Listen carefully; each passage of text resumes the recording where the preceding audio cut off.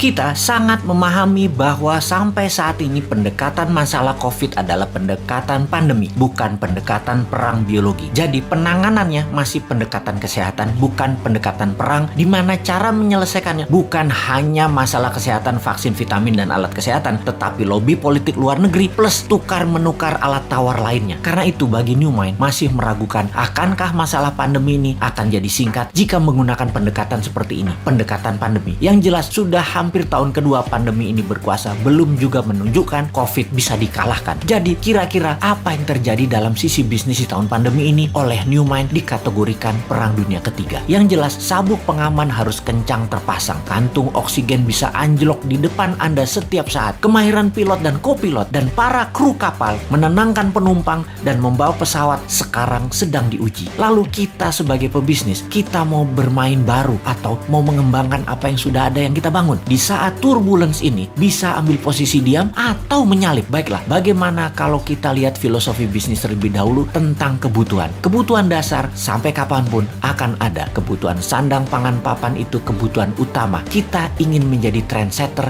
menciptakan tren baru, atau kita mau lebih tinggi lagi, yaitu pembuat tren, yaitu sebagai game changers, pembawa perubahan aturan main baru dengan membuat lantai dansa yang baru. Seperti Elon Musk dengan Tesla, dengan SpaceX-nya, dengan rencana tinggal di Mars. Itu game changers. Kita tahu sulit menjadi game changers seperti cita-cita New Mind yang mau ganti Old Mind di politik Indonesia 2024. Keras sekali perlawanan kaum Old Mind dan buzzer berjuang, dan buzzer rupiah berjuang membantai New Mind. Pokoknya jangan sampai New Mind berkuasa dan menjadi negara super power aja Indonesia ini. Tetapi sungguh New Mind tidak akan diam. Bagaimana kalau begini sahabat? Tak perlu kita fokus terlalu jauh dulu dan akan membuat Indonesia menang secepatnya. Lebih baik kita persiapkan diri kita untuk berdaulat dulu secara pribadi. Sungguh, sekali lagi sahabat, kita yakin dan meyakini bahwa New Mind pasti menang di 2024. Ini sebuah kepastian. Di tahun 2030 Indonesia 3 besar dunia. Ini kepastian. Di tahun 2045 Indonesia negara superpower. Itu suatu kepastian dengan syarat semua sahabat berdaulat secara ekonomi sekarang. Jadi, saya sangat menyarankan dengan satu batu dua target kena,